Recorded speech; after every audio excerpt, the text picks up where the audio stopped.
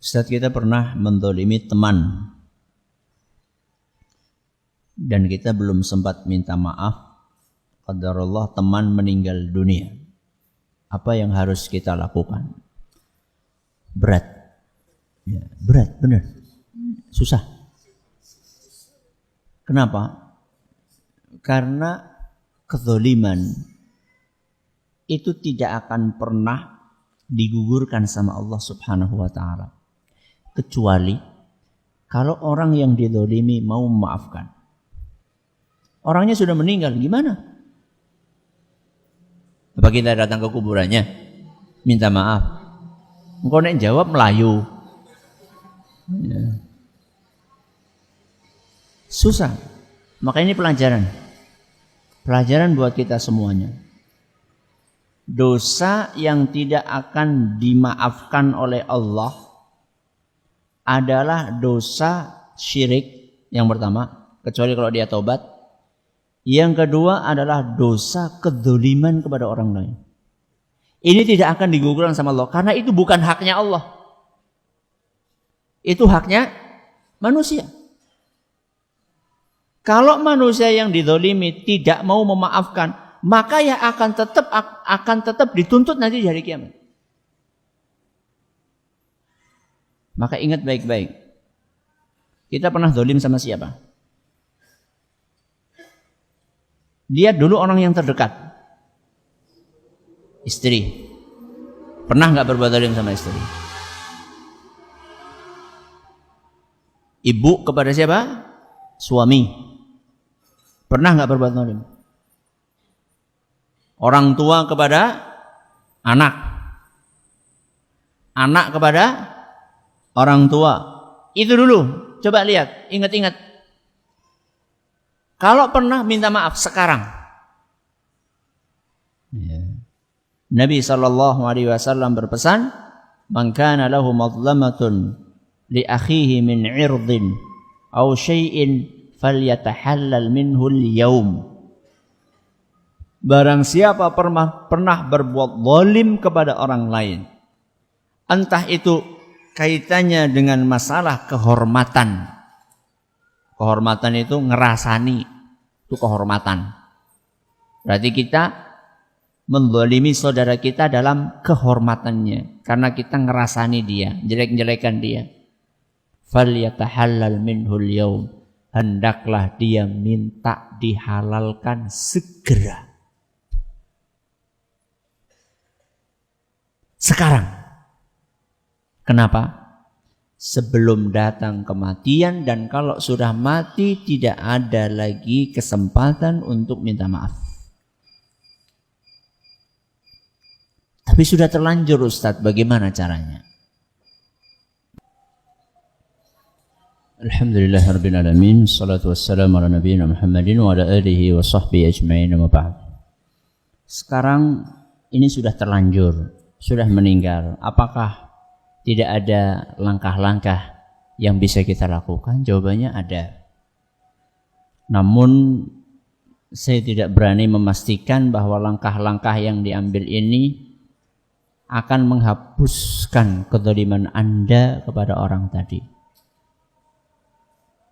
Langkah-langkah ini hanya akan memperingan, bukan menghapuskan. Karena sekali lagi itu bukan hak saya. Itu hak orang yang dizalimi. Dan kita tidak tahu apakah dia akan memaafkan atau tidak. Dan ingat, manusia itu sifat dasarnya pelit. Sifat dasarnya sulit memaafkan. Beda dengan Allah Azza wa Jalla. Kalau Allah Azza wa Jalla Al-Afu, Maha Pemaaf, Al-Ghafur, Maha Pengampun. Maka apa langkah-langkah untuk memperingan? Kezaliman itu bentuknya apa?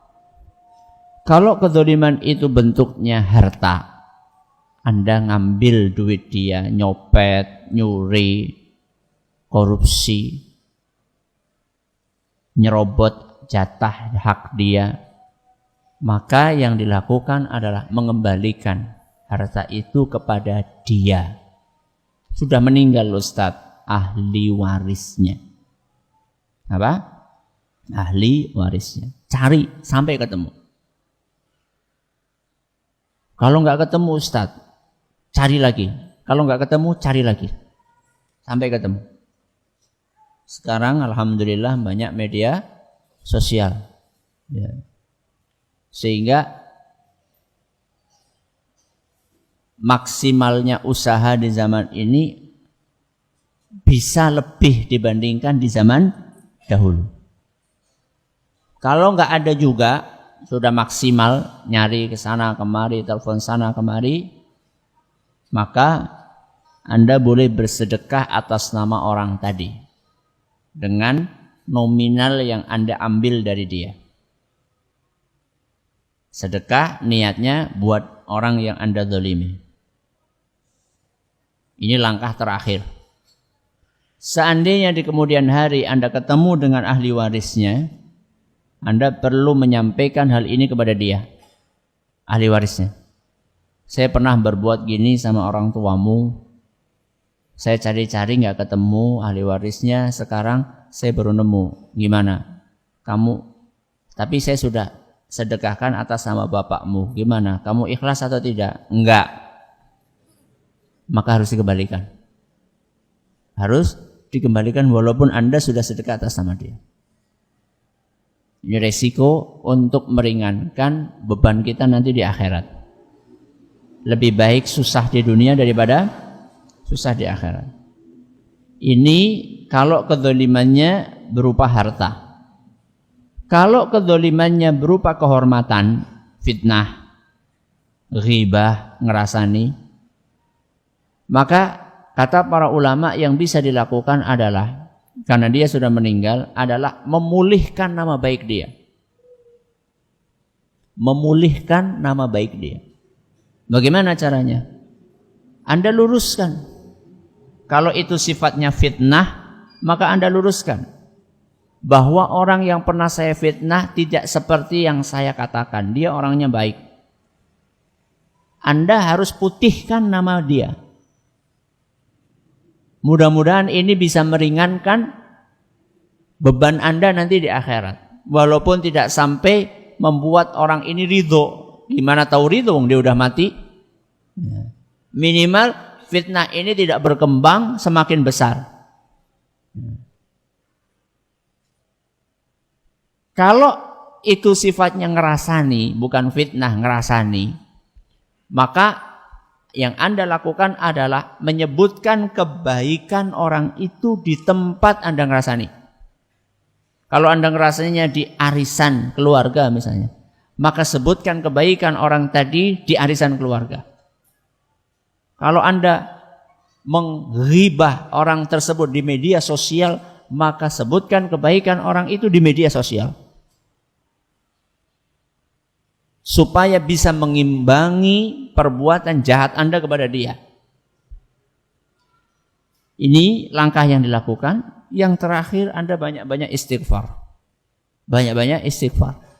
Minta ampun kepada Allah. Mudah-mudahan Allah dengan ketulusan Anda minta ampun kepada Allah, mudah-mudahan Allah mau berbelas kasih untuk meringankan beban Anda nanti di akhirat. Wallahu a'lam bishawab.